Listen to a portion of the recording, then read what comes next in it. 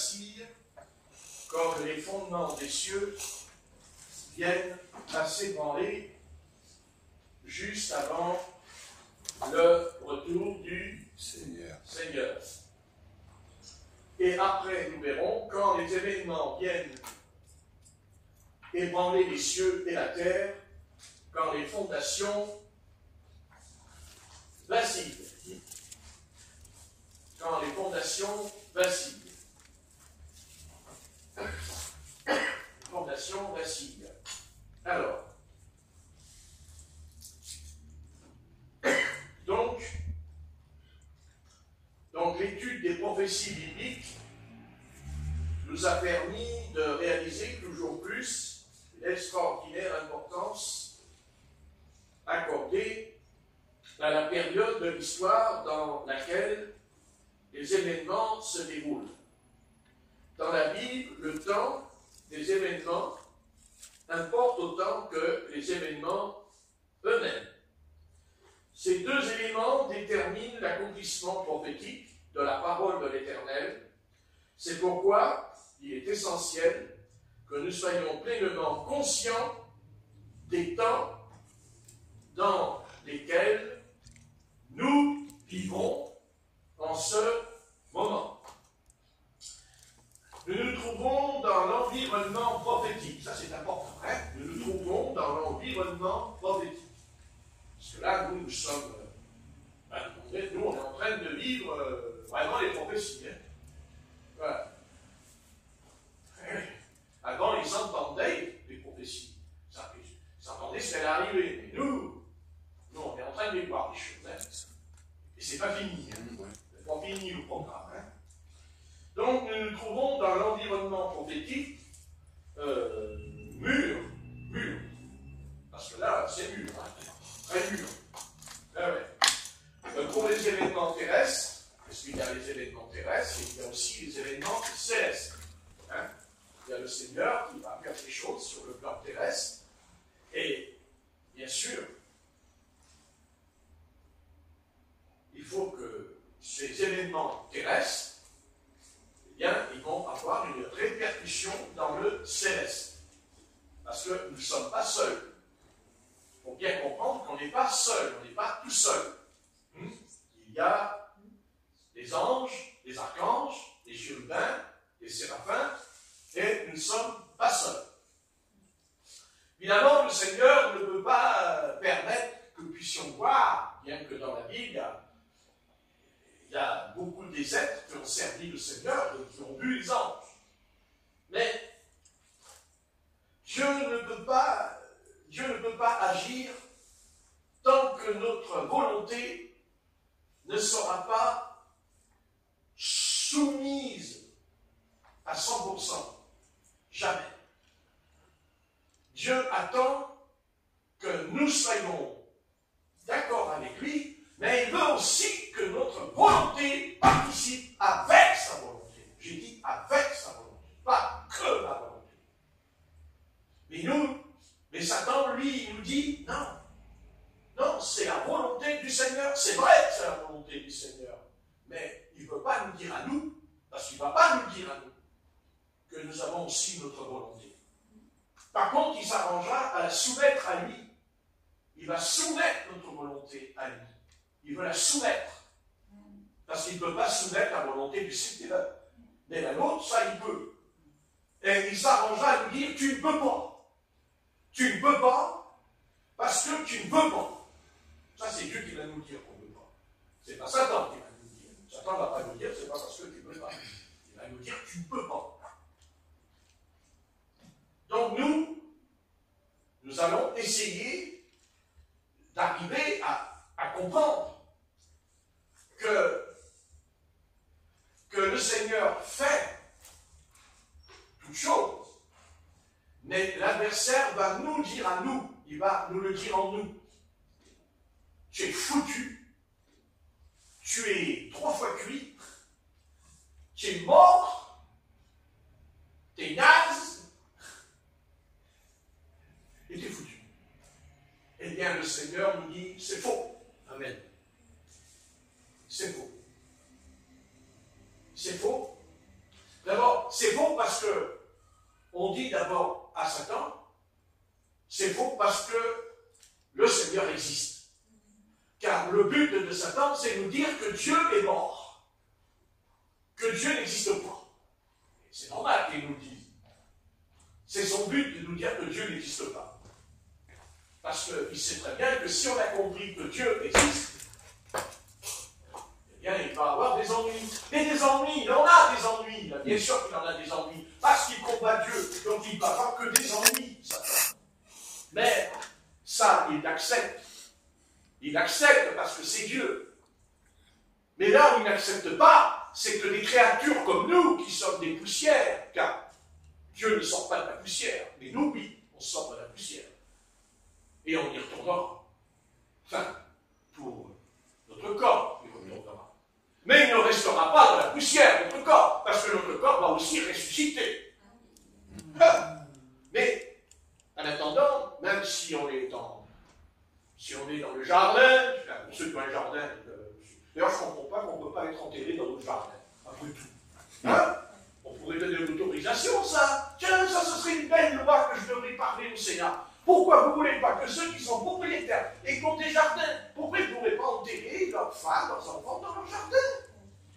Comme ça, ils se lèvent le matin, puis ils voient une croix plantée dans la terre, et il se penche et il dit, alors, tu vas bien, Annie? Regarde, je ramasse les radis. Hein? Eh oui, pourquoi pas? Pourquoi c'est obligé qu'il faut aller au cimetière? Donc Satan sait quelque chose, parce qu'il sait quelque chose, Satan. Et ça, il le sait. Il sait que Dieu nous a donné, dans la création en nous, il nous a donné des choses. La volonté. Notre volonté. Amen. Dieu ne nous a jamais créés sans notre propre volonté. Autrement, on serait des robots. C'est obligé. Et Dieu n'a pas créé un robot dans le jardin d'Éden. Il a créé un être vivant. Et Dieu n'a jamais dit à l'homme, jamais Dieu a dit à l'homme, même s'il y a la prédestination, ça ne change rien. Dieu a donné à chaque pécheur sa volonté. Dieu nous a donné notre volonté. Adam et Ève, dans le jardin d'Éden, Adam et Ève a soumis sa volonté. Il a brisé sa volonté parce qu'il l'a donné à Ève.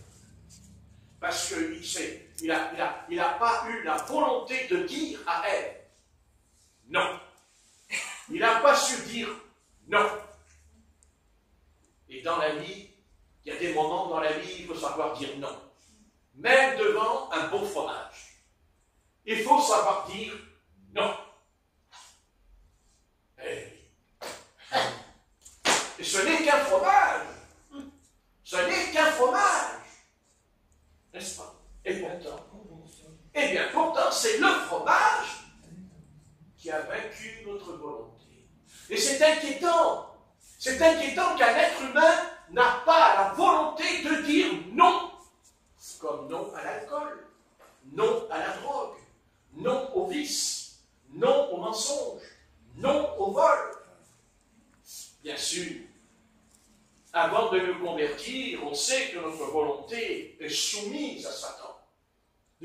C'est Satan qui tient la volonté avant de me convertir. Mais une fois que je suis converti, une fois que je suis né de nouveau, ma volonté ne lui appartient plus. Elle est à moi, elle m'appartient, elle est à moi. Tu n'as pas le droit de venir voler ma volonté. Tu n'as pas le droit, arrête. Je suis libre. Et je ferai ce que j'ai envie de faire. Et tu ne m'en empêcheras pas. Maintenant, c'est sûr qu'il va envoyer des ténèbres. Parce qu'il va essayer de me paralyser, de me lier. Il veut me lier. C'est ma volonté qu'il veut lier. Parce qu'il en a peur. Parce qu'il a peur de ma volonté. Il a peur que je dise que ta volonté soit faite, Seigneur. N'est-ce pas? Amen. Il a peur. Il en a vraiment peur. Satan nous a amenés sur un terrain depuis très longtemps que en fait, le Seigneur va tout faire. Donc, on n'a plus qu'attendre qu'un ange descende du ciel. C'est exactement ce qui se passe depuis des siècles avec l'Église de Jésus-Christ. C'est ça qui se passe. Jésus-Christ, quand il vient, quand le Christ il vient sur la terre, il a appelé les disciples, il a appelé les apôtres, mais il leur a pas dit, vous savez les gars, vous allez vous asseoir dans un coin et vous allez prier jour et nuit, et puis après vous allez aller manger, dormir, et puis vous allez encore prier, et puis vous attendrez, je ne sais pas quoi, vous savez. Hein? Non. Le Seigneur, il dit non. Il dit non. Dans Matthieu 10, le Seigneur, il appelle 12 disciples, et quand il les appelle, le roi va dire, bah, vous êtes des disciples, vous êtes des apôtres. Vous avez un titre extraordinaire. Voyez? Non. Ils sont disciples parce qu'ils ont un maître. Mais aussi parce qu'ils sont soumis à un maître. Parce qu'ils vont obéir à un maître. Parce qu'ils vont faire la volonté du maître. Et bien entendu, quand le Seigneur les appelle, il ne leur a pas dit, ben voilà, d'ailleurs il a appelé les gens qui étaient pêcheurs, genre un pêcheur qui réparait les filets, il a appelé Simon-Pierre qui était un pêcheur de poissons, n'est-ce pas? Mais le Seigneur il dit, pêcheur de poissons, pas pêcheur de poissons, le Seigneur il dit, moi je fais de toi un pêcheur d'hommes. Alléluia. Mais attention, Dieu a fait, mais il a demandé aussi à l'apôtre Pierre, il a dit, suis-moi. Voyez? C'est-à-dire que nous sommes intéressés par les miracles, nous sommes frappés des miracles, de la puissance des miracles qu'il y a dans les apôtres, dans le livre des Actes, mais on n'a pas encore compris que ce n'est pas seulement parce que le Seigneur le voulait, mais c'est parce que le Seigneur leur a demandé, est-ce que eux, ils le veulent? Est-ce que eux, ils sont d'accord avec lui? Non plus pour vivre dans un esprit humain seulement. Dieu n'a pas nous délivré de notre esprit humain, autrement on ne serait plus un humanisme. Bah oui, bah attendez, on ne serait plus un humanisme, alors on ne serait plus capable de venir en aide à quelqu'un sur le plan humain. Non, le Seigneur nous a donné, mais il nous a fait comprendre que Dieu ne nous appelle pas seulement à être des humains. Parce que des humains, il y en a plein dans la rue, des humains. Ce que Dieu nous appelle, c'est que cette humanité qui est en nous doit à un moment donné être transformée et amenée dans quelque chose qui s'appelle le surnaturel. Là, le surnaturel. D'ailleurs, c'est pour ça que connaissons la phrase, la chair et l'esprit. L'esprit et la chair. Ils sont inimitiés entre eux. N'est-ce pas? Inimitié, ça veut dire la haine. La haine règne entre la chair et l'esprit. Eh oui. Donc Dieu, quand il nous a sauvés, il dit, tu étais charnel, mais maintenant, tu vas devenir spirituel. Mais c'est quoi être spirituel? C'est de lire la Bible, de prier. Mais les Arabes, ils lisent aussi le Coran, ils prient. Toutes les religions, elles prient et elles lisent leurs livres. Mais elles n'ont pas la capacité, elles n'ont pas le pouvoir, certainement pas, elles ne l'ont pas le pouvoir. C'est-à-dire de montrer que Satan existe et qu'on va le démontrer. Parce que nous sommes entrés dans le surnaturel. C'est-à-dire qu'à un moment donné, notre corps humain qui est né de nouveau, notre corps, notre âme, notre esprit, qui a été changé par la puissance du Seigneur à l'intérieur de nous, à un moment donné, cette puissance, Dieu ne nous a pas donné la puissance pour la laisser au fond du puits. Vous savez, un puits, il y a de l'eau au fond du puits.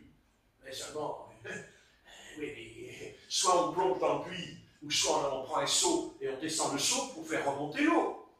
Non, mais attendez. il y a un puits, il y a de l'eau. Mais c'est bien. Mais en attendant, il est quand même dit que Moïse a fait boire les brebis de Jéthro quand il est arrivé.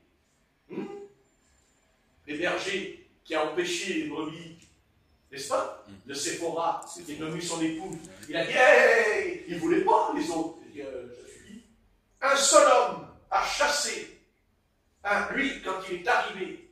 Il n'était pas encore un prophète, il n'était pas encore loin, mais ça ne fait rien. Au fond de lui, il a dit, j'arrive de là, je vais envoyer seulement les bergers là, qui étaient là, et qui ont empêché les bergers qui a empêché les brebis de Séphora et de son père Jéthro de boire. Mais quand on lit, il n'y avait pas qu'un berger qui faisait, les bergers.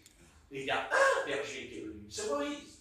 Seulement, ils ont voulu faire les caïds devant lui, ils ont fait le malin devant lui. Moi, ils ne savaient pas que c'était aussi un prince d'Égypte qui était là. Et que le prince d'Égypte, il avait appris à se servir d'un javelot, d'une épée dans le combat. Donc ils sont partis en vitesse, vous voyez. Ils ont dégagé les gars. Ça fait figurer. C'est pour ça que Dieu a pris Moïse. Parce qu'il n'a pas eu peur.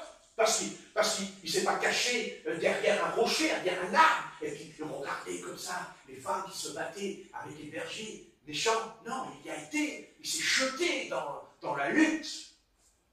Mais il a gagné. Parce qu'il a eu raison. Il a raison.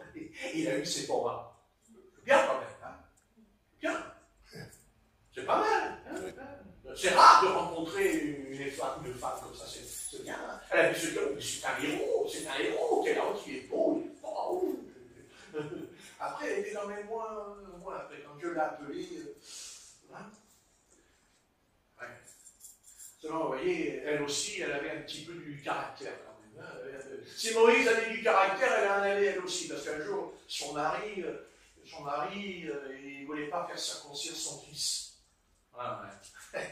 Le Seigneur, il attaque Moïse dans la nuit pour le tuer. Et Séphora va chercher un caillou bien, comme un couteau, là.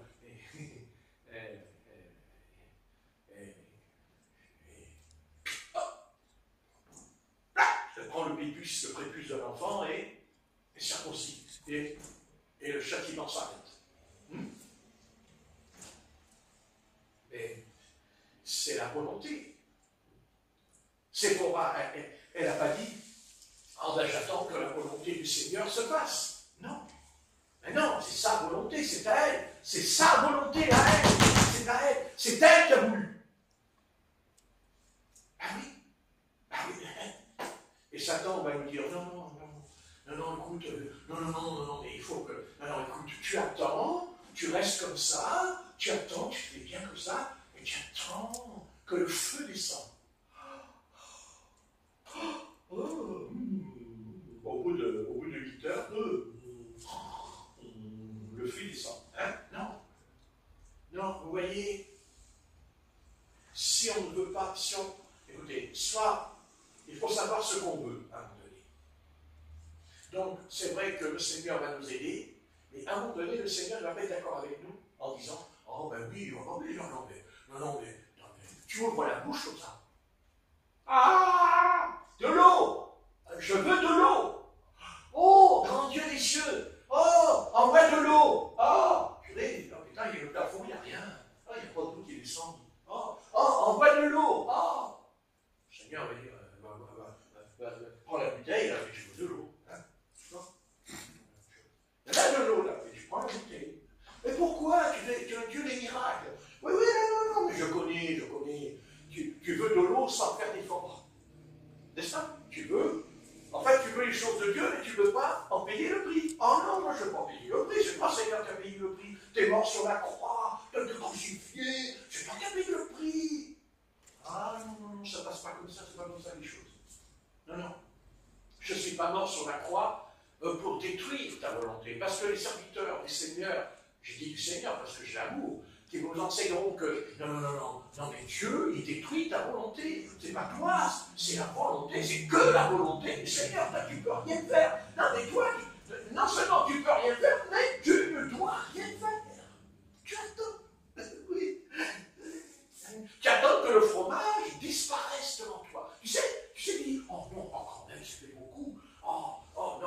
Seigneur, oh, je sais que tu ne veux pas, mais oh Seigneur.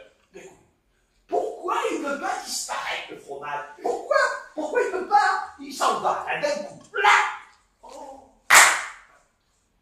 On va vous dire, le matin on va se lever, on va dans le magasin, on va acheter un autre, et il va remplacer le fromage qui a disparu. Vous voyez, ben oui, mais Dieu dit non. Il dit non, c'est ta part, c'est ta part, c'est ta volonté à toi qui dit non, non, non. Et Satan, il va se déchaîner, attention, il va se déchaîner, parce qu'il a compris que tu as compris que ta volonté ne lui appartient plus, que ta volonté n'est plus entre ses mains. C'est fini, c'est terminé, on arrête. Et le Seigneur nous-mêmes, il nous a dit, en mon nom, vous chasserez les démons. Il n'a pas dit, je vais les chasser à ta place. Il n'a pas dit, tu vas les chasser. Non, toi tu vas les chasser. Toi tu vas les chasser les démons. Toi tu vas les chasser. Bien sûr, Dieu te donnera aussi la puissance, parce qu'il l'a dit. Dieu ne peut pas nous demander quelque chose dont on ne pourrait pas par nous-mêmes. Mais Dieu ne veut pas non plus nous donner la puissance sans que nous, d'abord, nous ayons recherché. Tant qu'on n'aura pas recherché, persévéré jusqu'à l'exaucement, jusqu'à ce que nous soyons exaucés. Car combien de prières n'avons-nous pas fait dans notre vie et que nous avons abandonné? Ah oui, que nous avons abandonné aussi. Parce que notre volonté a plié devant la requête que nous avons fait pendant un temps. Et Dieu dit, pourquoi tu t'arrêtes de prier? Pourquoi tu t'arrêtes? Tu m'as demandé quelque chose et tu t'arrêtes. Donc, si tu t'arrêtes, c'est que tu n'as pas trop envie que ça arrive. Non, jamais de la vie. Jamais de la vie. Non, on ne se laissera pas faire. On ne se laissera pas faire. Après, que si Satan déploie sa force démoniaque et diabolique, c'est à Dieu après de venir à notre secours. C'est Dieu qui va venir. Parce que Dieu ne ment jamais. Mais Dieu ne fait pas tant que il veut qu'on participe volontairement, nous-mêmes. Et Satan dira, ah non, tu peux pas. Mais tu ne peux pas, tu es né pécheur, tu es né dans le péché, tu ne peux pas. Et nous, là, ouais, c'est vrai, on raison. Et nous avons d'ailleurs plein de prédicateurs, alors, parce qu'il y a plein, Satan assez. Non mais attendez, Satan, il a même des prédicateurs du Seigneur qui prêchent ça. Tu ne peux pas. Mais non, tu ne peux pas. Tu ne peux pas apprendre à lire, tu ne peux pas apprendre à écrire. Ah ben non, tu ne peux pas. On a su écrire comme ça, t'as une grosse réveillée, puis ça y est, on a orthographe des coups. Non. Tout à l'heure, tu vas rentrer chez toi, tu vas faire ça, et chez toi. Ah, maman, bonjour, sur le canapé. Ah, je suis là. Non, tu peux pas. Non, tu vas te lever, tu vas y aller, peut-être que tu vas y aller comme ça. Fatigué quand même. Marquez avec moi, ici, on est plus fatigué assis que debout. Ouais, ici, Non. Mais non. Oui, mais l'adversaire veut nous faire croire ça, c'est important. Vous savez, c'est très grave, ça, ce que je dis. Non, on n'accepte pas. Ah oui, mais certains vous diront, ah oui, mais qu'est-ce que tu as vu? Oh, mon Dieu, tu as eu une enfance malheureuse. Oh, mais qu'est-ce que tu as souffert quand tu étais petit? Et là, on est là, nous. Ah oui, c'est vrai quand même.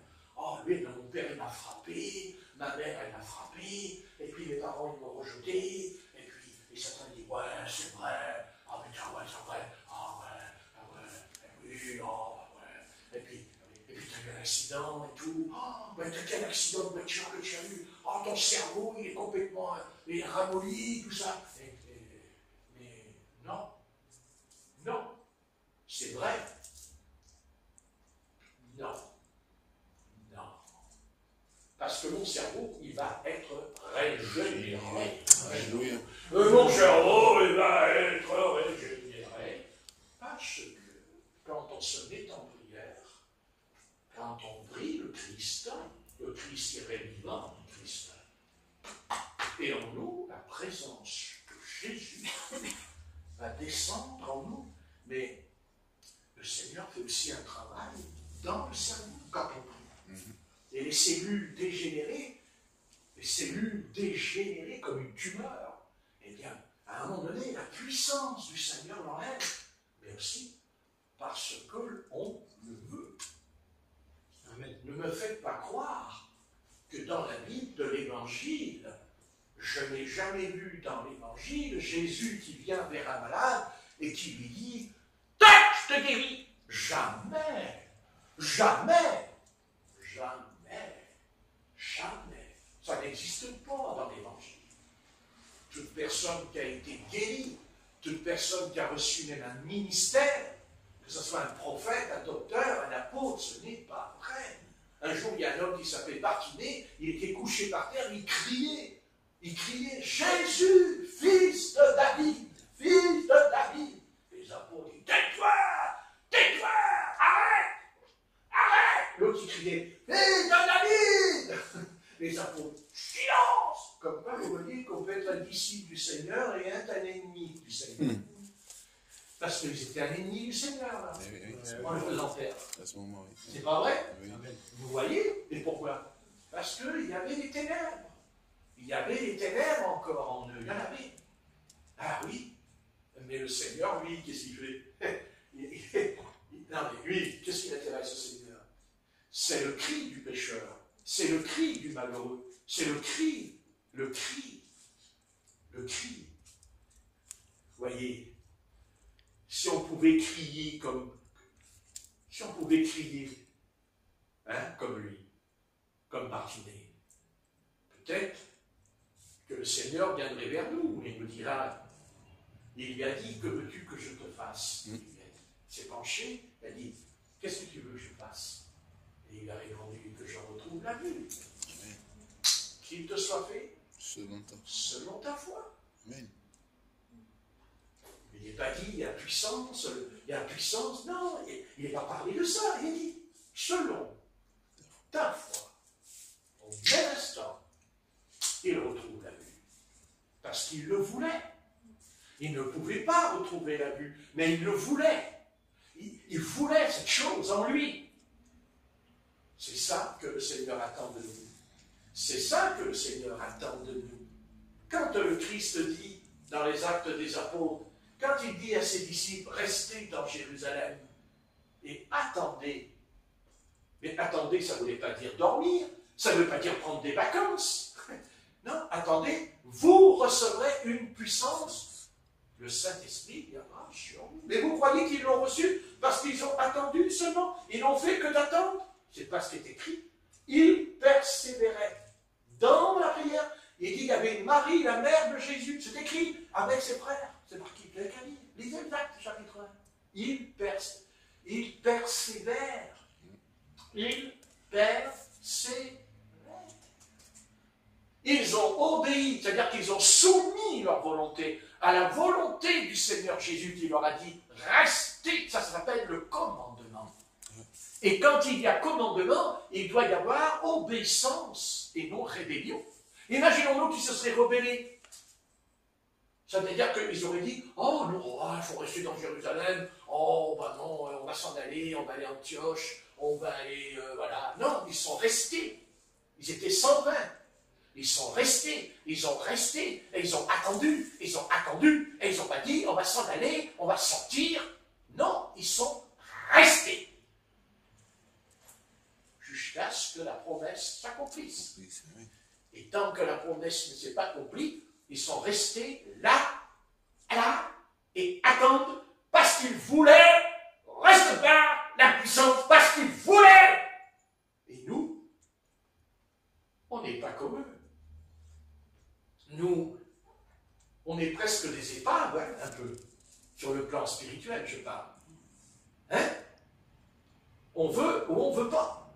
Et Satan a tout fait pendant des siècles. Il a tout fait pendant des siècles à nous dire, non, non, non, tu peux pas. Tu ne peux pas. Mais non, c'est ta volonté. Tu fais ta volonté. Ma volonté, je les remets, ça va aller. Je la remets, ma volonté, c'est vrai. Je remets ma volonté entre les mains du Christ, c'est sûr. Mais le Christ va me dire, doucement mon petit gars, ne crois pas que tu t'assois, puis c'est fini, que ça va descendre du ciel comme ça. C'est faux. Et pourquoi? Parce que c'est contraire. Ce serait contraire à la sainteté de l'Éternel. C'est contraire à la sainteté. C'est contraire à tout ce que Dieu est lui-même. Parce que Dieu lui-même a sa volonté. Dieu lui-même a sa volonté. Et Jésus a dit pas ma volonté. Mais quand il dit pas ma volonté, ça ne veut pas dire que sa volonté n'existe plus à Jésus. Pas du tout. Pas du tout. Mais il l'a soumise. C'est ça qu'il faut comprendre. Il a soumis, mais lui, il l'a voulu. Il l'a voulu. C'est pas le Père qui a dit « je t'oblige, tu vas te soumettre ». Non, non. Il aurait pu l'envoyer à la croix sans l'envoyer dans le jardin de Gethsémane. Hein. Ben oui. Et le Seigneur Jésus, quand il prie, il dit « Père, s'il est possible que cette coupe s'éloigne, hein, mais si c'est ta volonté, je la boirai jusqu'à la vie. » Il dit « mais pas ma volonté ». Mais à un moment donné, c'est le Père, bien sûr, mais c'est lui aussi qui va, il rejoint la volonté de son Père, et son Père rejoint sa volonté. C'est-à-dire, elles font ensemble, ils sont un. Le Père et moi, nous sommes un. Vous voyez, comme quoi, quand la révélation de Dieu vient, eh bien, on n'est plus là dans une histoire de divinité 1, 2, 3. C'est bien plus profond que ça. Quand le Seigneur dit nous sommes un, ce n'est pas un chiffre. C'est l'obéissance à la volonté. Le Seigneur n'a jamais, le Seigneur ne détruira ta volonté. Et si tu rencontres des frères ou des sœurs ou des pasteurs qui te racontent cette salade, ne les écoute pas. Mais fais et sois honnête. Et sois sincère au fond de toi. Et si tu es sincère, Dieu, lui, il est. Ne t'inquiète pas. Dieu, lui. Vous savez, quand le prophète Élie était avec Élisée, et qu'ils sont arrivés vers le fleuve du Jourdain, les fils des prophètes ont dit à Élisée, tu sais que ton maître va être enlevé aujourd'hui au-dessus de toi. Il a répondu, je sais. Ils arrivent à Jéricho. Tu sais que ton maître, et lui, Élisée répond, je sais. Eux, ils savaient, mais lui, il ne savait pas. C'est curieux, ça. Il était au service d'Élie, eux, ils savaient qu'il allait partir. Remarquez, s'ils le savaient, pourquoi ils n'ont pas changé alors? Hein? Pourquoi ils n'ont pas changé? Pourquoi ils se contredisent au fond d'eux-mêmes?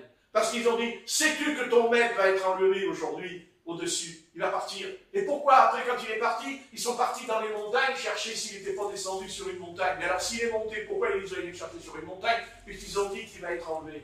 Vous voyez? Vous voyez bien. C'est clair. Seulement, les fils des prophètes, c'était des fils de prophètes. C'est-à-dire que leur père était prophète, leur arrière-grand-père était prophète. Mais Dieu, il n'en a rien à faire de ça. Dieu, il s'en balance de savoir si tu es prophète ou si ton père ou ta grand-mère, il n'en a rien à faire, Dieu. Amen. Dieu, lui, il n'y a qu'une chose qui l'intéresse. Une chose. Une seule chose qui l'intéresse.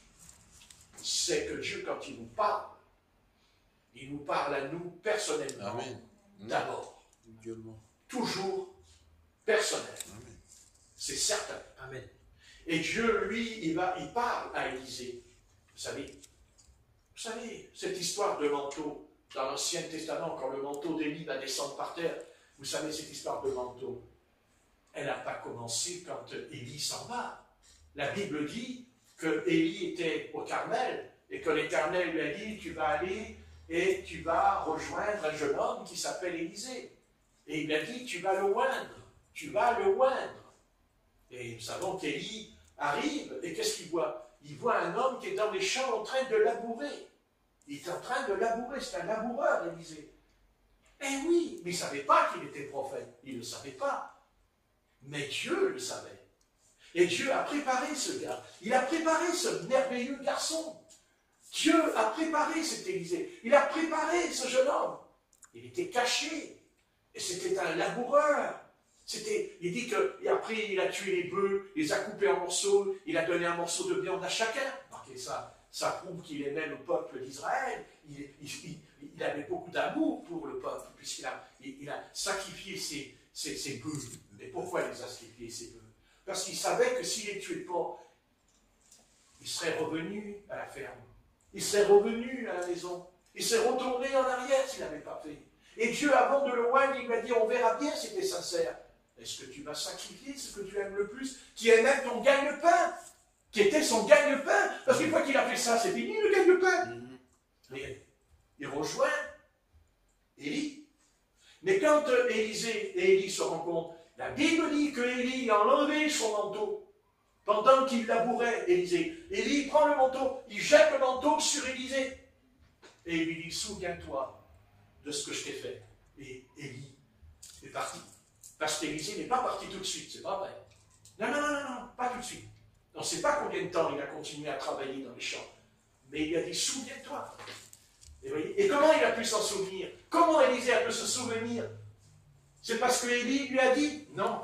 Parce que le manteau, la puissance a touché le corps, a touché Élisée.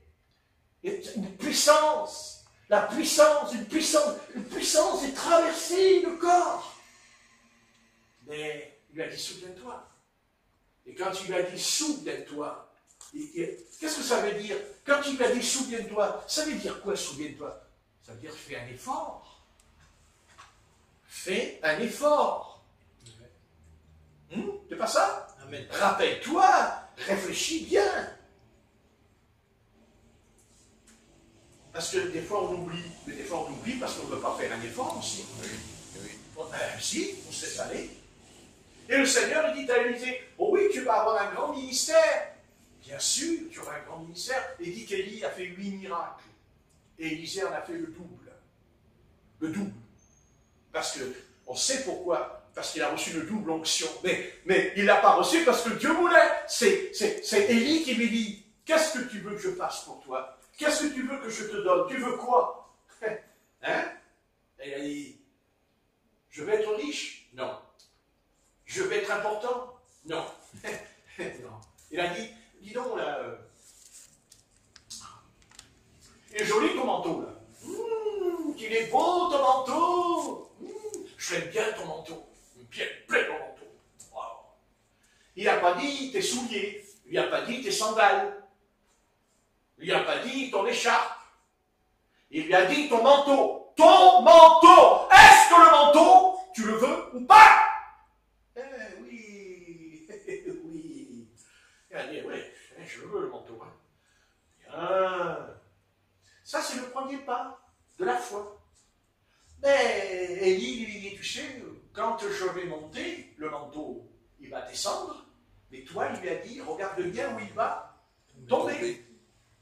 Donc, c'est pas Élie, c'est pas le Seigneur qui lui dit, là, il est là le manteau. Toi, il est là le manteau. Non, c'est lui. C'est lui.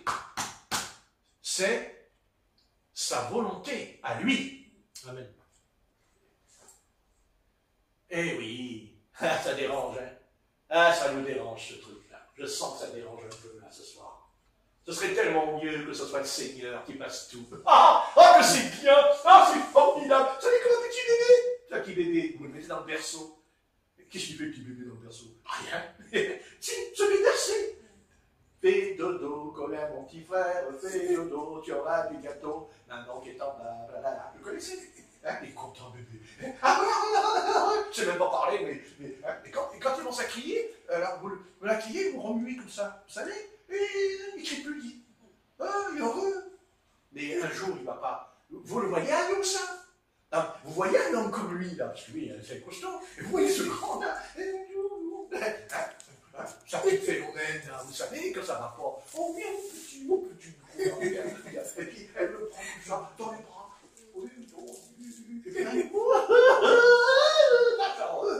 Non, l'église, quand ça ne va pas, silence.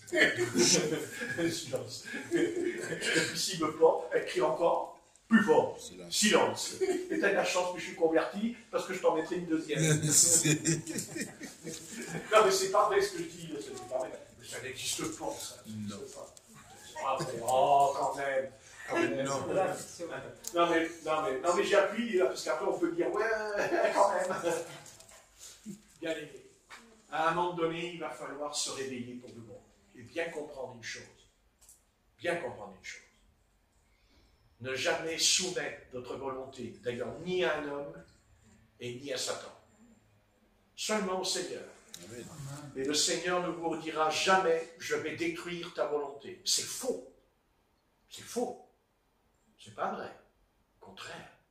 Il va te demander. Il va te le demander. Tu dois faire un effort. Amen. Mais je ne peux pas. Arrête ton cirque. Pourquoi tu ne peux pas? Mais pourquoi dans autre chose tu peux? Explique-moi pourquoi tu peux. Et là tu ne peux pas. Mais parce que ça ne t'arrange pas. Parce que tu n'as pas envie. Et voyez, voyez, Dieu nous donnera toujours de ce qu'on a envie. Toujours. Dieu est un être qui nous observe. D'abord, Dieu nous a observés dans le sein de notre mère. Déjà. Parce que dans le sein de notre mère, Dieu nous a vus. Il a dit à Jérémie, dans le sein de ta mère, je t'avais établi prophète des nations. Il a dit à l'apôtre Paul. Paul, il dit, dans le sein de ma mère.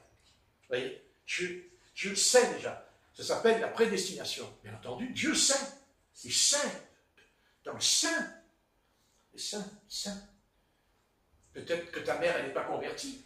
Mais ça n'empêche pas que Dieu a vu que dans le sein de ta maman, tu allais l'aimer, que tu allais écouter, que tu allais réfléchir de lui. Oui, Dieu n'a pas regardé si la maman est convertie ou pas. Dieu n'a pas tenu compte de ça. Il aurait pu en tenir compte, non? Que la maman n'est pas convertie, il nous aurait laissé. Ouais. Non. Maintenant, la maman, elle, peut-être qu'elle ne veut pas venir au Seigneur. Le papa, il ne veut peut-être pas venir au Seigneur, mais toi, t'es venu. Et pourquoi? Parce que c'est vrai que Dieu t'a choisi. Mais ce n'est pas parce qu'il t'a choisi, c'est pas parce qu'il t'a établi que tu te dis, moi je vais savoir. Non, pas du tout. Non, jamais. C'est faux. Même si on est prédestiné, et on l'est, je t'écris dans les Chrétiens, mais c'est pas parce que je suis prédestiné, alors je suis prédestiné, si je suis prédestiné, je peux aller au cinéma. Si je suis prédestiné, je peux aller au théâtre. Si je suis prédestiné, je peux forniquer. Je suis prédestiné, je risque rien, le Seigneur m'a choisi. C'est la preuve que tu ne l'es pas. Voilà, exactement. Mais tu ne l'es pas parce que tu vas faire un effort.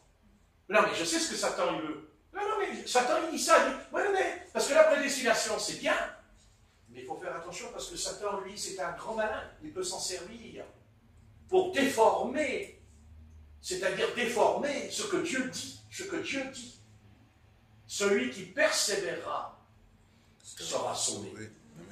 Attention avec la prédestination. C'est très bien, c'est beau, je comprends, c'est très joli tout ça. Mais attention, parce que Satan, lui, il n'est pas mort, il est vivant. Et que le diable se servira toujours d'une merveilleuse révélation pour, y jeter de l'ivraie dedans. Il va jeter de l'ivraie dedans. Vous voyez? Non. C'est pas comme ça que ça se passe. Non. Pas comme ça que ça se passe. Non. Parce qu'à ce moment-là, si je suis prédestiné, c'est-à-dire que je prédestiné, je sais tout, je fais tout, alors je vais tuer aussi. Alors je tue, je vais tuer, je vais voler, je vais mentir. Non. Tu ne dois pas voler. Et si tu voles, tu es puni. Point la ligne. Ça s'arrête là. Je veux dire, il faut faire attention. Parce qu'à un moment donné, vous voyez ce que je veux dire? C'est-à-dire qu'à un moment donné, alors tout nous est permis. Puisqu'on dit, non, nous avons. Dieu n'est pas d'accord. Dieu, il a dit, non, tu dois. C'est toi. Toi, tu ne peux pas marcher, mais Dieu peut te faire marcher. Mais il va te dire, lève-toi et marche. Oui, non, mais d'accord, mais il a dit, arrange ton lit, lève-toi et arrange ton lit. Et il s'est levé, mais parce Parce qu'il se lève, d'accord? Mais Dieu lui a dit, lève-toi! Et arrête de... Non, il ne faut pas. Non, non, non, non! Non! Non! Et Dieu lui dit, ah, tu as vu? Il a dit non. Donc s'il a dit non, mais comme il ne peut pas se lever, il ne peut pas, il est malade. Mais il a dit non. Donc je le guéris, puisqu'il a dit non. Mais s'il dit oui, pourquoi veux-tu que je te guérisse? Pourquoi veux-tu que je te guérisse? Non, lève-toi. Allez, oui, mais je ne peux pas. Je ne te demande pas si tu peux ou si tu ne peux pas. Je te demande pas. Laisse. Satan viendra, il t'enverra tous les symptômes sur toi. Tous les symptômes. Et il t'enverra tout. Parce que l'enfer est rempli de tous les symptômes de la vie. Mais non. Non. Si je ne peux pas. Bien sûr, si je ne peux pas. Si je ne peux pas, je ne peux pas. Mais je veux. Je veux. Je le veux. Qu'il te soit fait selon ta foi. Et la puissance. Là, la puissance de Dieu intervient. Mais le Seigneur, il ne dit pas, tiens, allez, à ce moment-là, il va guérir tous les paralytiques, il y en a beaucoup à faire. Non. Non. Quand le Seigneur a guéri 10 lépreux, il n'y en a qu'un qui est revenu. Oui, d'accord. Mais il a guéri les 10. Il a eu l'amour dans son cœur. Mais il n'y en a qu'un qui revient. Parce qu'il était sincère. Parce qu'il était sincère. Parce qu'il s'est mis à genoux. Il tombe à genoux devant Jésus. Seigneur et Maître, il lui a dit. Et Jésus lui dit, crois-tu que je suis le Fils de Dieu? Crois-tu? Il dit, oui, je crois que tu es le Fils de Dieu. Vous voyez ce que je veux dire? Et oui, vous dites, ah oui, mais Dieu l'a choisi, pas les autres. Mais pourquoi Dieu n'aurait pas choisi les autres? Puisqu'il est guéri. À ce moment-là, s'il ne les a pas choisis, il ne les guérit pas, il laisse les preuves. Non. Non. Il leur a dit, vous les 9 autres. Eh ben non. Vous voyez? Ben, vous voyez? Ben, mais non, puisque je vous guéris. Ah! Seulement, voilà. À un moment donné, vous avez voulu être guéri, mais vous n'avez pas eu envie de me suivre. N'est-ce pas? De suivre le Seigneur. C'est là où le bas blesse aujourd'hui dans l'Église du Seigneur, dans le monde entier. Parce qu'il y en aura plein des chrétiens dans les assemblées. Mais est-ce qu'on le suit vraiment? Ah! Vous savez, on pourrait arrêter parce que c'est l'heure, mais sincèrement, aucun prédicateur de l'Évangile, c'est pour ça que je ne me présente pas. J'ai jamais posé la question pourquoi je reste ici, entre les 4 murs. Je vais vous dire pourquoi. Parce que je vous ai rien dit pourquoi. Je vais vous dire ce soir pourquoi. Je suis comme ça. Parce que j'ai toujours considéré que si je me présente devant l'humanité, je vais être capable de dire à un paralytique, tu te lèves devant tout le monde, quand je te dirai au nom de Jésus-Christ, tu vas te lever maintenant. Et il va se lever. Et s'il ne se lève pas, je reste caché. Parce que je ne présenterai pas un évangile à moitié, mais un évangile entier. Parce que si mon maître a guéri les paralytiques, et s'il a chassé les démons, il a ouvert les yeux des aveugles, et il a même ressuscité les morts, il a purifié les lépreux, tout disciple accompli sera comme son maître. N'a-t-il pas dit dans Matthieu 10? Oui. Tout disciple accompli sera comme son maître. Donc dès l'instant que je ne ressemble pas à mon maître, je reste tranquille. Mais le maître, il va me dire, mais attention, doucement petit gars, attention petit gars, attention. Et Satan, il va venir, ouais, tu as raison, tu n'as pas la puissance pour guérir les malades. Mais oui, tu as raison, c'est bien, tu restes tranquille, tu es humble, c'est bien, tu es rempli d'humilité, toi, c'est bien, bon, c'est bien. C'est bien. Pendant ce temps-là, les malades, ils sont en train de crever dans le lit. Ah ouais, mais il faut penser aux malades aussi qui crèvent. C'est ça. Donc après, on va plus loin. La Bible dit que Jésus guérissait les malades par compassion. Ah, par compassion. Ah, je croyais que c'était que la puissance de Dieu. Non, il dit par compassion. Jésus priait pour les malades par compassion. Il pleurait sur les malades. Jésus. C'est-à-dire que quand il mettait les mains sur les malades, Jésus, il souffrait la maladie qu'il avait, le malade, en lui. Oui, il avait mal. Et alors il pleurait l'amour de la souffrance. Il la ressentait dans ses mains. D'ailleurs, il le dit à la femme qui avait la perte de sang. Qui l'a touché? Une force est sortie de moi. N'est-ce pas? Amen. Et la perte de sang s'arrêta. Mais il a dit, une force est sortie de moi. Donc ça veut dire qu'est-ce qu'il a fait quand cette force est sortie? Eh bien, le soir, il est parti dans les montagnes et il a prié toute la nuit. Mais oui, pour se refaire remplir. Non? À votre avis, on comprend la phrase. Mais Jésus le voulait. Parce que Jésus avait compassion. Pourquoi? Parce que son Père l'a envoyé. Le Père ne se dit pas, toi je t'aime, toi je t'aime pas. Ça n'existe pas chez lui. C'est pas vrai. Le Seigneur aime tous les hommes. Et il a dit, j'attirerai tous les hommes à moi. Amen. Mais attention, tous les hommes ne se convertiront pas. Tous les hommes ne viendront pas au Seigneur. Ça aussi c'est écrit. Bien sûr, ça s'appelle la prédestination. Mais ça ne les excuse pas. Ça ne les excuse pas, parce que ça les arrange, ça, qu'il y a la prédestination. Ça les arrange, les hommes, en disant, ah ben vous voyez, la prédestination, c'est pas de ma faute. Ben non, c'est pas de ma faute, c'est mon destin.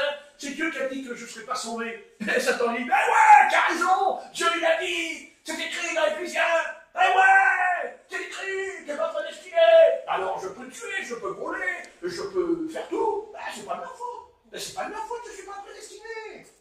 Et le diable, il est content, il se frotte les mains, le diable, il est content, il dit waouh, waouh, waouh. Les démons, ils sautent en l'air, waouh, chouette, t'as vu le gars? Il n'est pas prédestiné, alors il peut faire le temps qu'il veut, mais c'est pas de sa faute. Mais c'est pas de sa faute. Mais non, c'est pas de sa faute. Mais non, c'est pas de sa faute. Mais non, s'il prie pas, c'est pas de sa faute. S'il lit pas la Bible, c'est pas de sa faute. Ben, c'est jamais notre faute, de toute façon, c'est la faute de l'autre. Comme Adam, c'est pas moi, c'est Ève. Et Ève, c'est pas moi, c'est le serpent. Ben oui, c'est ce que t'écris là, Genèse, c'est pas moi, c'est l'autre. Ah, c'est pas moi, c'est l'autre. Ça nous arrange bien hein, que c'est l'autre. Ça nous arrange hein, quand c'est mon psychique. Qu'est-ce que vous voulez, je suis malade. Ben, je suis malade, moi, je suis en psychiatrie. Et alors, et après? Ça t'excuse? Non. Ah, pourquoi tu dis non, toi?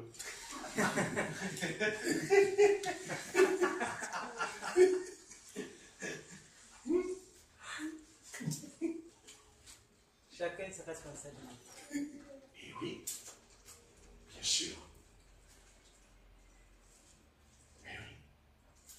Si on passe 1 heure de prière, on aura une onction pour 1 heure.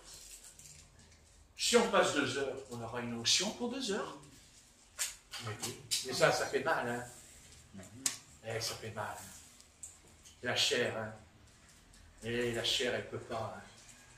Et c'est vrai que la chair, elle ne peut pas. Mais bien sûr, je suis d'accord.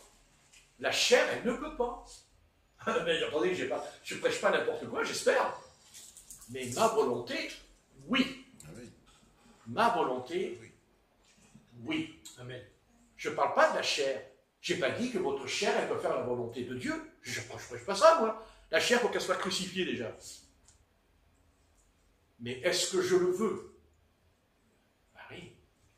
Et encore, est-ce que j'ai soif? Ah, ça c'est un autre sujet. Est-ce que j'ai soif? Parce que si je n'ai pas soif, ben je ne bois pas. Tout à l'heure, il m'a dit, t'as pas un verre d'eau? Et voilà. Et oui, parce que je savais qu'il avait soif. Je le savais depuis 1 heure. Je regardais, j'ai dit, il a soif, il a soif. Bon, enfin, bon, il attendra. Bon. Il attendra. Et à un moment donné, il me l'a dit. Ah, je fais comme le Seigneur, comme Bartimée. Il m'a dit, j'ai soif. Bon, mais c'est quand il me l'a dit que je l'ai donné. C'est quand il me l'a demandé que je l'ai donné. Est-ce que je ne lui ai pas donné? Ben, notre Père qui est dans les cieux, quand on prie, c'est pareil. Autant je lui ai donné le verre d'eau quand il me l'a demandé, autant mon Père Céleste me le donnera si je lui demande. C'est à moi de le donner. Non? Amen. C'est clair. Pourquoi? C'est compliqué? Pas compliqué. Il faut simplement être sincère, au fond de nous. Donc si tu dis, Père, baptise-moi du Saint-Esprit, il va te baptiser du Saint-Esprit. Pourquoi? Ben, il dit, c'est écrit. Il dit que celui qui demande le Saint-Esprit, le Seigneur ne lui donnera pas une pierre. Vous n'avez pas lu ça? Ah ouais? Ben alors, pourquoi? Ben alors? Vous m'entendez? C'est pas parce que vous allez le demander maintenant que non. Ah non, peut-être que ça prendra, je ne sais pas. Mais vous savez, moi j'étais contre le parler en langue. Moi j'ai combattu pendant 1 an le don des langues. J'ai combattu la Pentecôte, moi, vous savez, avec le don des langues. Ah oui, je ne voulais pas. Non. Puis là, moi j'ai l'Esprit de Dieu, ça suffit. Enfin, quand je chassais les démons, les démons, ils allaient chercher le couteau dans la cuisine pour me zigouiller l'estomac quand même, devant les frères. Ou ils prenaient une chaise pour la planter sur la figure, le démon. Mais le jour où j'ai reçu le baptême de Saint-Esprit, je me suis bien parlé en langue, c'est vrai. Mais la même personne avec qui j'ai chassé les démons, jamais elle est retournée chercher un couteau dans la cuisine. Jamais si, une fois elle a pris la chaise et dit au nom de Jésus, assis, c'est assis d'un coup. C'est pas pareil. Parce qu'il y avait la puissance qui me protégeait. J'ai revêtu de la protection. Dieu a dit, tu n'en veux pas du parler en langue, mais si tu ne veux pas du parler en langue, tu ne veux pas non plus de mon esprit. Parce que quand le Saint-Esprit descend de la Pentecôte, tu parles tous en langue. Donc arrête de me dire que tu ne veux pas du parler en langue. Pourquoi tu dis que le parler en langue, ce n'est pas du Seigneur? Mais en même temps, tu me demandes d'être baptisé du Saint-Esprit. Il faudrait savoir, tu le veux ou tu ne veux pas le baptême du Saint-Esprit? Mais oui, moi je veux le baptême du Saint-Esprit, mais je ne veux pas le parler en langue. Pourquoi? Parce qu'on m'a dit que c'était diabolique. On m'a dit que c'était le diable. Eh oui, bien sûr. Mais le diable aussi, il prêche. Il prêche le diable. Eh oui. C'est-à-dire, il soumet notre volonté. Il dit à notre volonté, il ne faut pas. Eh oui. Mais on prend la Bible et on lit la Bible. Acte 2, acte 10, acte 8, acte 19. Parle en langue, parle en langue, parle en langue, parle en langue, parle en langue. À partir de là, vous n'avez plus avoir tort, puisque c'est marqué. Parce que ça veut dire que les apôtres. Alors donc ça veut dire que dans la chambre haute, les 120 qui ont parlé en langue, c'est le diable. Alors on te dit, ah mais c'est plus pour aujourd'hui. Ah bon, parce que, c'est du diable, mais c'est plus pour aujourd'hui. Ah d'accord. Mais quand c'était pour aujourd'hui, c'est-à-dire quand c'était au départ de l'église primitive, là c'est pas le diable d'abord. Qu'est-ce que vous me racontez? Qu'est-ce que c'est cette salade? Moi je crois ce qui est écrit, j'ai confiance de ce qui est écrit. Maintenant, je ne vais pas demander à Dieu une manifestation qui n'est pas biblique. Si elle n'est pas biblique. Par exemple, dans la Bible, il n'est pas dit que le Saint-Esprit, quand il descend, tout le monde s'est mis à rire dans l'assemblée, comme des putois. Comme aujourd'hui, ils se mettent tous à rire. Ils prient, ils font comme ça, tous ensemble, ça dure 1 heure, ça dure 2 heures. Et regardez, le Saint-Esprit est descendu. Ou c'est marqué qu'il riait, ou c'est écrit qu'il riait. Ou c'est écrit qu'ils ont ri. C'est pas écrit, ça. Donc si c'est pas écrit, c'est que là, par contre, là, c'est diabolique, là, par contre. Mais quand ils se mettent à rire, ça veut dire quoi? Pourquoi ils sont obligés? Pourquoi ils se mettent tous à rire, tous ensemble? Pourquoi? Pourquoi c'est collectif? Pourquoi? Parce que leur volonté est soumise à l'adversaire, mais aussi à la chair, parce que ça, c'est la chair aussi. C'est charnel. Eh oui. Ils sont soumis. Mais quand c'est la Bible, on n'est pas soumis à Satan, on est soumis au Seigneur Jésus-Christ. Qu'est-ce que c'est la Bible? Donc la source n'est pas la même. Parce que c'est ça qui nous intéresse. C'est la source. Ce n'est pas le fait de parler en langue. C'est la source. C'est l'origine. Quand Jésus voit la Samaritaine, elle arrive devant lui. Voyez? Hein? Elle arrive au puits de Jacob. Il dit au puits de Jacob. Elle dit nos pères ont bu. Nos pères ont bu. Elle dit. Hein? Mais moi, Jésus dit, mais moi je suis plus que le puits de Jacob. Es-tu prophète? Voyez? Oui, je suis prophète. Parce que tu as eu 5 maris et que le mari que tu as maintenant n'est pas ton mari. Ah oui, c'est vrai. Tu es prophète, tu es vraiment le prophète. Mais le prophète, il ne lui caresse pas le poil du nez. Non, il ne dit pas, oh, petite Samaritaine, oh, tu es jolie. Oh, tu es belle. Oh, tu es jolie. Oh, mais tu es jolie. Tu arrives avec ton vase, parce qu'il mettait le vase sur la tête, il marchait comme ça avec. Oh, c'est joli. Oh, là. Hein? Avec son vase, elle était vide. Elle voulait le remplir, hein, bien sûr. Il y en a combien des croyants aujourd'hui, ils ont le vase sur la tête pour le remplir, il est vide. Oh, il est complètement vide le vase. Même des prédicateurs aussi, ils sont vides. Mais oui, je sais ce que je dis. Hein? Mais le Seigneur lui a dit, non, écoute. Alors elle a dit, ah, mais Seigneur, mais nous adorons dans le temple, à Chorazim, le temple sur le mont Chorazim. Ah, mais vous, les Juifs, vous dites que c'est à Jérusalem. Oh. Allez, la secte. C'est la secte. Hein? C'est la secte, c'est la division. Mais le Seigneur lui dit, écoute, femme, j'aime bien le mot femme. Marquis, il l'a dit aussi à Marie. Femme, il lui a dit. Enfin, c'est pas la même chose, parce qu'un mari, c'était une épée qui lui a transpercé le cœur quand il lui a dit. Pas la Samaritaine. Ça, c'est sûr. Mais un mari, ça lui a un coup dans le cœur. D'ailleurs, Siméon lui avait dit. Amen. Hein, il a dit une épée. Une épée. Hein, une épée. Transpercera ton cœur au sujet de cet enfant. Hein?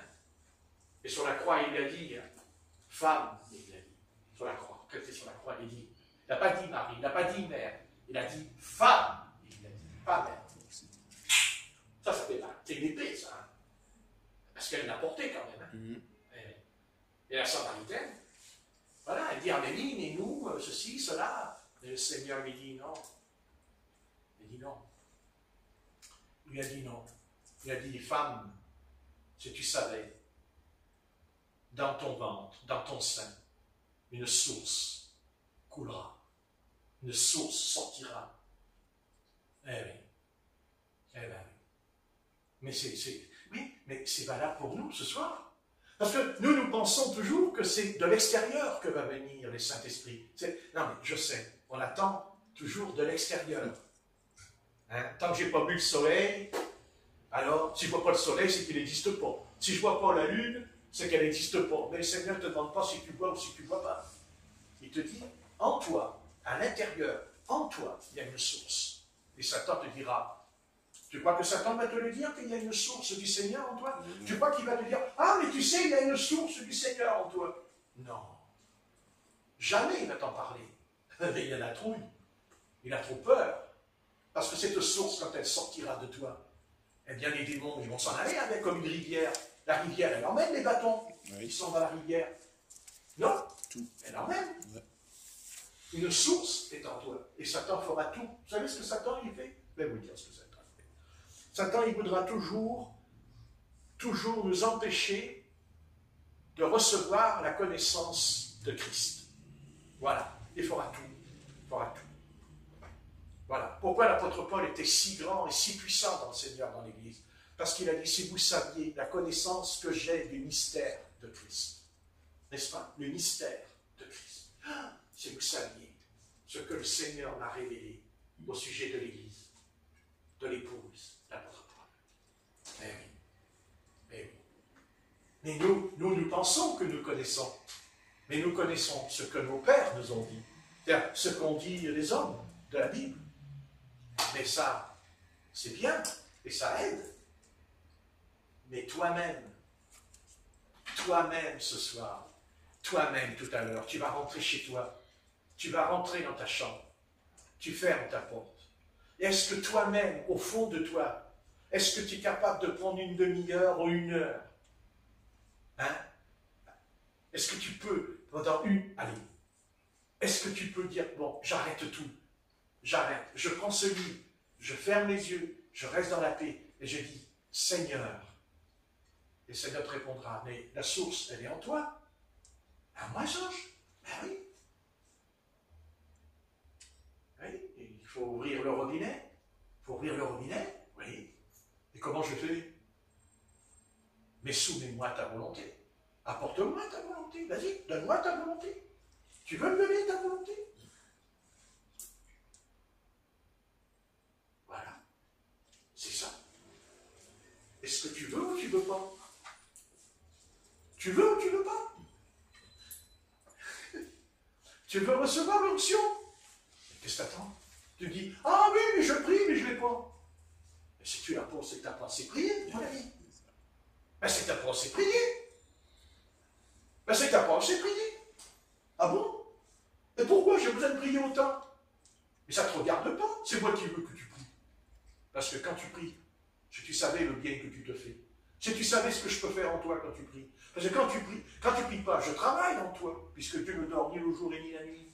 Mais quand tu pries, oh, si tu savais la charrue, elle passe en nous quand on prie. Ah oui? Vous savez, la charrue, la terre est retournée. Hein? Ah oui? Parce que tu crois, parce que tu as prié 10 minutes là, le matin, tu as fait ta petite prière pendant un petit quart d'heure, c'est bon, tout va bien. Tout va bien. Mais Dieu, il est comme ça, et ta prière, elle est comme ça. Ah, on pourrait. Dieu, il est comme ça, et ta prière, elle est comme ça. Ah bon? Mais c'est le contraire. C'est ta prière qui doit être comme ça. Et Dieu, lui, il va être comme ça. Et c'est ce qu'il a fait, d'ailleurs, il est descendu. Et comment il est descendu, Dieu? Un homme. Il est un homme. Il dit qu'il s'est abaissé pour un temps. Hein? Il s'est humilié. Et Dieu est descendu. Pour qu'on soit comme ça. Et non pas comme ça. Et non. Il est descendu parce qu'on était vide. Et qu'il veut nous remplir. Parce que Dieu est triste quand on n'est pas plein de lui. Ça lui fait de la peine. Eh oui. Parce que Dieu nous veut tellement de bien pour nous. Il veut tellement nous bénir. Mais il ne peut pas. C'est pas qu'il ne peut pas, mais dans sa conception, il ne peut pas nous donner. Ce serait trop. Dieu ne peut pas dire, tiens, voilà, je te donne, ça, tu fais rien, je te donne. Mais à ce moment-là, le monde entier va se convertir, hein? Eh oui, c'est vrai. Non. Non. C'est comme si tu avais un jardin et que tu as planté des radis, tu as planté des pommes de terre, tout, et puis l'été, il y a la chaleur, il y a le soleil qui tape sur ton jardin. Et toi, tu regardes le jardin, tu regardes le jardin, oh, jardin. Et puis tu vas dans le jardin, tu regardes, oh, le lilas, il est en train de mourir. Oh, mon petit là, oh, mon petit là, qu'est-ce que t'as, mon petit là? Et là, ils vont regarder, oh, quand est-ce que tu prends le tuyau là, pour m'arroser un bon coup là? Hein? Pourquoi? C'est le lilas qui va aller chercher le tuyau? C'est lui qui va brancher le tuyau? C'est lui qui va ouvrir le robinet? Bon, ça serait bien ça. Le jardin, il y a le lilas, il y aurait les plantes qui allument le robinet comme ça. C'est chouette, hein? Tu te mets à la fenêtre, à seul coup, à 7 heures. Non, c'est toi qui vas mettre le tuyau. C'est toi qui va prendre le tuyau. C'est toi qui va. D'abord, on ne les arrose pas d'abord. C'est en bas qu'on le fait. En dessous. Ouais. Et on ne le fait pas dans la journée. Jamais on n'arrose pas. C'est le soir. Parce qu'on brûle la plante. Et le matin, bonheur. Donc, vous voyez, il y a des règles. Mais la plante, elle va te remercier. Elle va te remercier, parce que tu auras des bons radis dans ton assiette. Qui sont bons, les radis. Bon, mon radis. Je ne fais pas des radis au marché de Capucin quand même. Hein. Les Capucins ne connaissent pas les radis. C'est bon, le radis. Ouais, mais le radis dit, mais je suis content d'être dans ta bouche. J'ai été créé pour que j'aille dans ta bouche. Ah bon? Oui. Mais pourquoi? Tu ne l'as pas fait? Parce que si je reste dans le jardin, je vais crever. À un moment donné, il faut que il faut prendre le radis, il faut le manger, il faut le mettre dans l'assiette. Et le radis, il est content que tu vois les gens qui arrivent. Alors que les radis, je ne sais pas si on est content. On va voir, hein. Bon, hein? C'est mieux un bon fromage moelleux. C'est bon. Mais même le fromage n'est pas venu tout seul. Mais non. Oui, mais d'accord, mais après il faut traire, il faut. Voilà. Pasteurisé. Et Dieu veut nous faire comprendre. J'espère que ça vient de Dieu ce soir, ce que je vous dis. En disant, mais attendez, ne tombez pas dans le laxisme, ne tombez pas dans la passivité, comme ça en disant, ah, on attend que Dieu. C'est comme le retour du Seigneur Jésus. Le Seigneur Jésus, il revient. Oui, je reviens. Bah oui, il ne revient pas. Mais pourquoi tu ne reviens pas, Seigneur? Oh, c'est pas l'heure. C'est pas l'heure. Mais quand le Seigneur a dit, vous ne connaissez ni le jour ni l'heure, c'est parce qu'il savait qu'on ne serait pas prêt à telle heure. Et s'il fallait être prêt à telle heure, on ne sera pas enlevé. Parce que c'est pas vrai. C'est nous qui décidons. Oui, c'est nous qui décidons. Comme a décidé Élisée, quand il a regardé le manteau qui descendait, et qu'à tel endroit, il l'a pris, il l'a ramassé, et il l'a mis. C'est lui qui a été devant le fleuve du Jourdain, qui a mis le manteau autour du bras et qui a dit « Ouais, le Dieu d'Élie !» Et il a frappé le Jourdain et le Jourdain s'est ouvert devant Israël. Pourquoi? C'est le manteau qui s'est promené. Vous savez, le manteau d'Élie s'est levé d'un coup, ça. Vous savez, il s'est levé et puis le manteau, il marchait tout seul comme ça dans la prairie. Hein? Et à regarder les fils des prophètes, il dit « Oh, tiens, qu'est-ce que c'est un fantôme, ça? Quel fantôme? Il n'y a rien, mais il y a le manteau qui fait ça. Le manteau, il avance comme ça. Où est le Dieu d'Élie? Où est le Dieu d'Élie? Où est le Dieu d'Élie? Où est le Dieu d'Élie? Puis le manteau, là, le manteau, il parle au Jourdain, il frappe au Jourdain, le manteau. Hein? Marquez un manteau comme ça, j'en achèterai tout de suite. Hein? C'est pas vous? Je vais te l'acheter le manteau. Hein? Non. Le manteau, ben non. Le manteau, oui. Mais il a fallu un homme. Un homme qui a obéi, un homme qui voulait ce qu'il voulait dans son cœur. Et il l'a lu. Et Dieu ne l'a pas entendu? Mais Dieu l'a entendu. Et Dieu l'a exaucé. Amen. Et c'est pareil pour toi ce soir. Ne dis pas, commençons pas à dire oui, parce que Satan il va vous dire, mais t'es pas Élisée, t'es pas Élie, t'es pas David. Qu'il plaise à Dieu qu'il y en ait plein des David et des Élie. Non? Amen. Amen. Je sais pas. Vous en pensez où? Oui. Ah, d'accord. C'est bien, c'est bien. Alors on va arrêter parce que tout le monde va vous aller. C'est bon, allez, c'est bien, ça suffit, ça va aller passer.